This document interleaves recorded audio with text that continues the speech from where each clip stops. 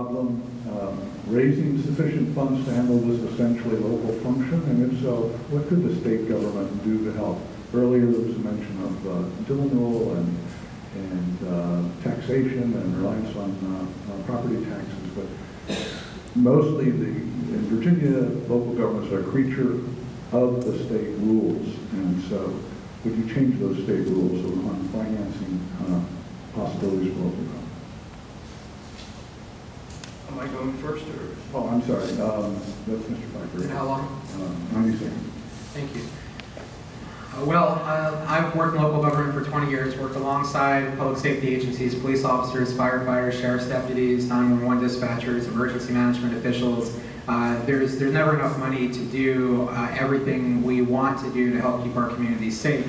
But we have made great use of funds here locally through community policing efforts, through other kinds of innovation in law enforcement technology and analysis that helps us target resources where appropriate.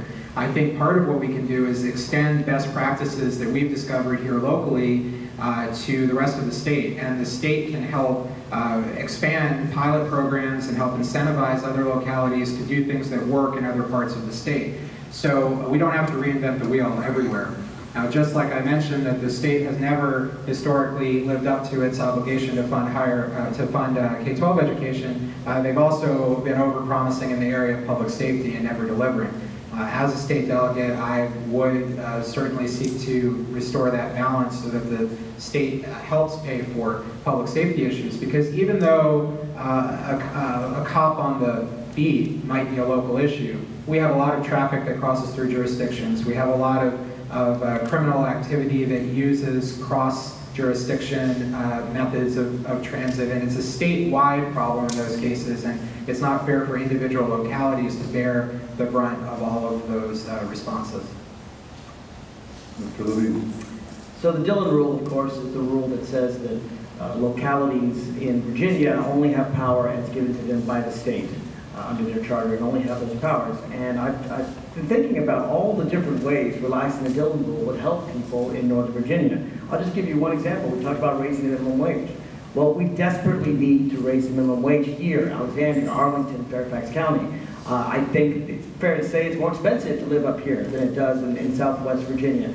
Republicans claim to care about local control. They claim to believe in local government. So let's tell them to put their money where their mouth is. Republicans, let Arlington, Alexandria, Fairfax, let us do what we want. You do what you want downstate. If you can't agree to statewide minimum wage, relax the Dillon rule. Let us raise the minimum wage.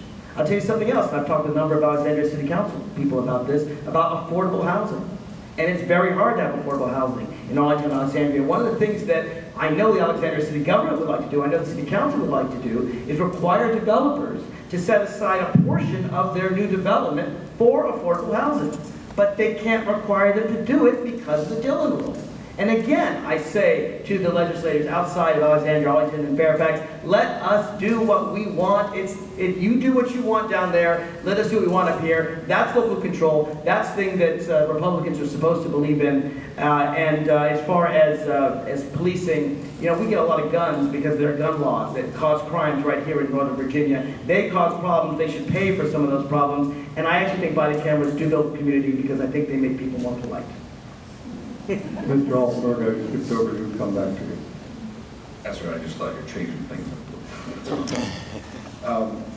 Yeah, I mean, the Dillon's rule is something that we really ought to consider relaxing. I mean, we see it affecting everything that we do in this city, from when school starts to when school ends, to how we spend our money, and frankly, it's our money.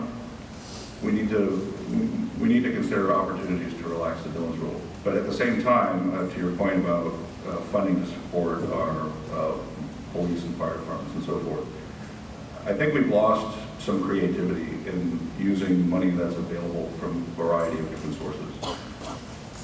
One of the programs that I helped to create was the Transportation Security Grant Program that put out $1.7 billion worth of funding to state and local governments and transit agencies to improve the security of the transit systems within the first 2 years of it being in existence. And $150 million of that was secured for this area. Of that, $130 million went back into federal coffers because we couldn't figure out what to do with it. That's a shame. The Homeland Security Grant Program is in a similar situation. The state of Virginia received $250 million in the first year and gave back $225 million. Again, money that's just wasted. We need to be a little bit more creative about how we meet what our needs are and then actually pursue action to spend that money appropriately. When we don't have actionable results, we're going to waste money. And until we find an opportunity that we are not wasteful of that money, then it's going to continue to be the situation where we don't have enough. Mr. Zuckerberg? Part of the creativity is about the Dillon Rule. Part of the reason we don't get and spend the money we are able to is the Dillon Rule. I'm not a big fan of the Dillon Rule. It was years ago that City Council actually tried to pass a living wage bill here, and Richmond overruled it. We've tried to pass legislation around gas taxes and paying for taxes to improve our own transportation situation in Northern Virginia, and that gets overruled. Recently, another Dillon, it's not Virginia, it's actually Oklahoma, but in the last week, Oklahoma passed a rule based on the Dillon Rule, which it also has that localities can't prohibit fracking. There is actually almost nothing that the Dillon Rule can't enable Richmond to tell us we can't do. And the idea that we are not in charge of our own lives and our own taxes is simply stringing our local officials into a position where they are caught making compromises they don't want to make between local taxes and fully funding education the way they would like to do it with the money that we have actually paid into the coffers, similar to how my colleagues have talked about our paying money to the federal government and it not coming back. We can talk about the money we pay into Richmond that doesn't come back, that can take care of our school capacity issues. Bottom line is, not a fan of the Dillon Rule, and relaxing it could make our lives and our localities much easier places to govern. Mr. Thomas? I just wanted to piggyback off of what Julie was saying. She was mentioning federal funding. And the law enforcement and public safety issues that we've been discussing tonight, they're urgent, immediate, and national problems. And I would love to see local governments here in Virginia and at the state level applying for the federal funding that may be allocated for this area. And on the Dillon Rule, it's a challenging issue, but it should be revisited. As my colleagues have pointed out, approval from the General Assembly is quite a high bar, and local communities shouldn't be burdened in that way. Did I already go first on that? Did you go first on that? Public safety? You did. I think we veered somehow away from public safety by the end of it. We went to, all right,